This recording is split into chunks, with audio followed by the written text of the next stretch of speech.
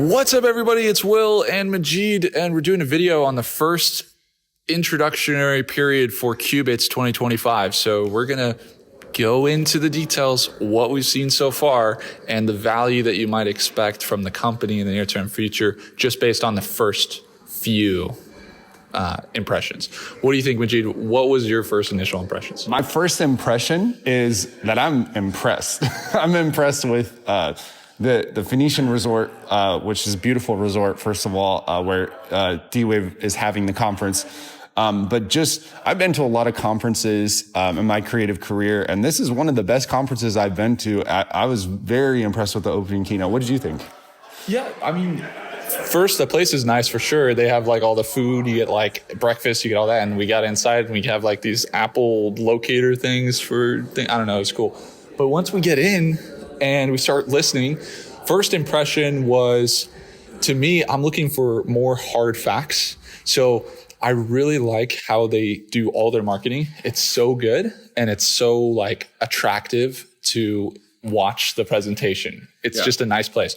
But one thing that I noticed that they say a lot in this, you could see financials when you analyze the stock. You could see like earnings, you see revenue. One thing that they do is they make a lot of assertions about some of the progress they made in terms of like, we're increasing our efficiency, or 10 times faster, or now we're faster this year, or 100 times faster. And the first thing I'm saying, compared to what? That's what I keep asking myself. Like, compared to what? What are the metrics that are being compared for quantum?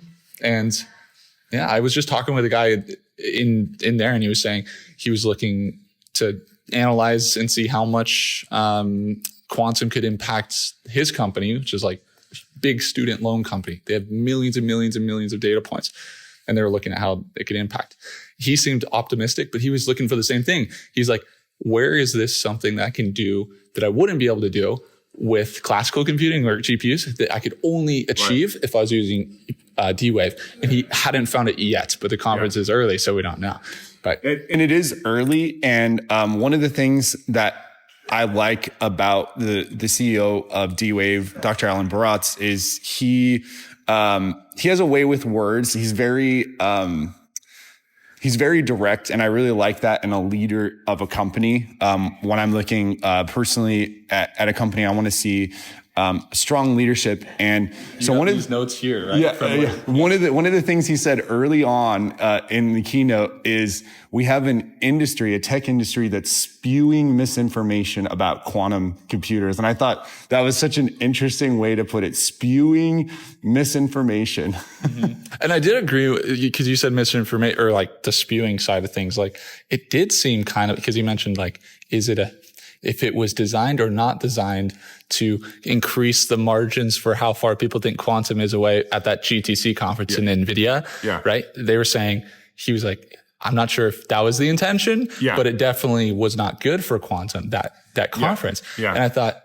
what you're saying about the misinformation, I mean, that's a big thing you think about. And that's the same thing I'm looking for. What's the hard information about the company that's indicating that they would be the go-to as opposed to GPUs? So that's where my mind is at right now. But what other notes you got there? So he also mentioned something.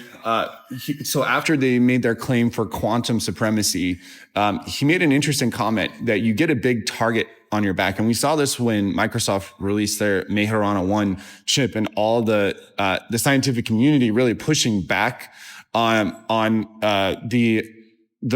basically the science that they released and disputed it.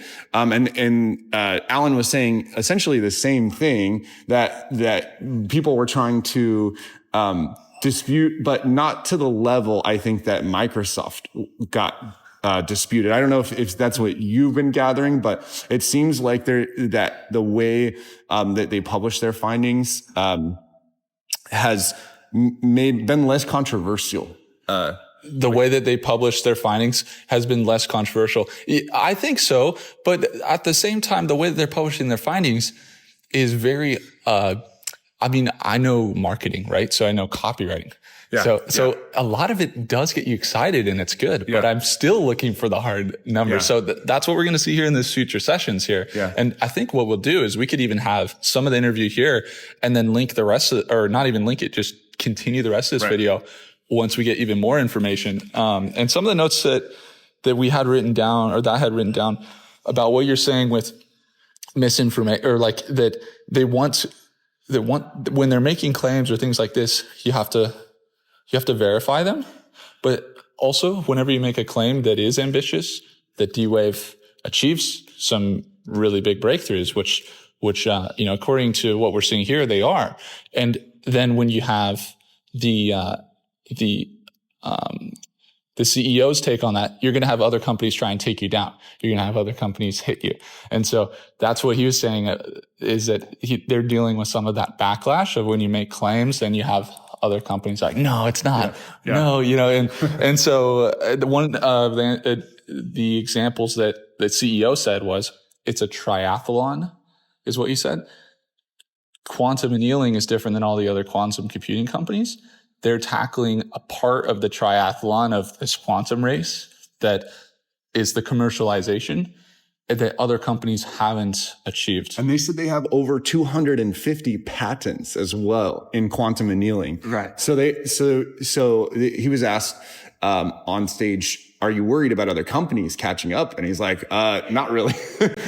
He said it was more or less because of the number of patents and just how long they've been working on annealing specifically. Yeah. Just because it's patent doesn't always necessarily mean that it is a massive advantage. So that's the other thing is like, when we look at quantum annealing, you have to ask yourself too, why aren't other companies doing the same? Right. Not that it's necessarily bad. There's pioneer, it could be very good. But at the same time, it's like, why aren't other companies? Because they also say like, sometimes better to be the second mover than the first mover. Right.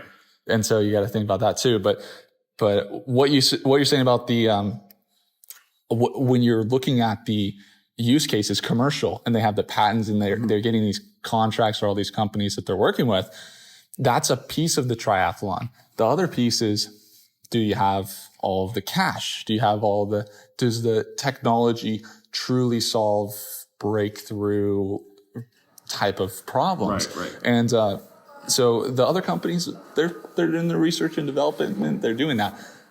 Is QBTS.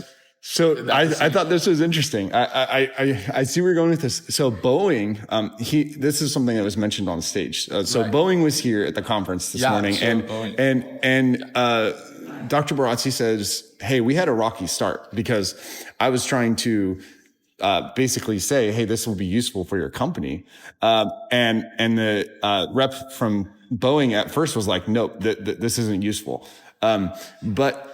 What he said, and I wrote down this quote, is now that they are in this partnership with D-Wave, the ceiling is higher than they expected and the floor is lower. Mm-hmm. Or I think that is what he said. I don't want to misquote. No, that's what he said. So essentially they're getting even better results than they thought they were going to get. And building a plane. Well, no, they aren't getting the results yet. Because that's what he said. Okay. He said, we have no results and we're in the starting phase. But the view of where it could go. The potential, right? That's what he said, the potential. Right. And he was, for the Boeing, he was optimistic, and he gave a clear quote as well that I wrote down. But not that it's not going to have value. It's just he was saying that ceiling is higher for the future and the floor looks lower, but that they hadn't started and gotten results yet. So that's where I was looking for the hard facts. And then also, one thing that the Boeing CEO said was, he said that quantum is he said classical computing is for understanding, quantum is for calculating. And so if you think about it, classical computing, it gets you all the data, you have it all there, and you can maybe store it, which is another problem with some quantum computers, is storing all the massive amount of data.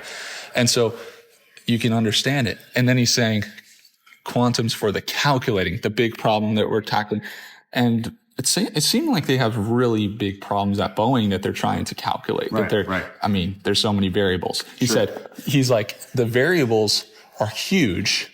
You have people that show up to work. You have parts that don't arrive on time. You have all these millions of things that go into building an airplane. And he said, most of the time we don't build an airplane on time. He's like, because of these variables, and each variable impacts a certain amount. Some impact more than others. And knowing how much each variable impacts and how many there are, and then calculating it all can give them a better look.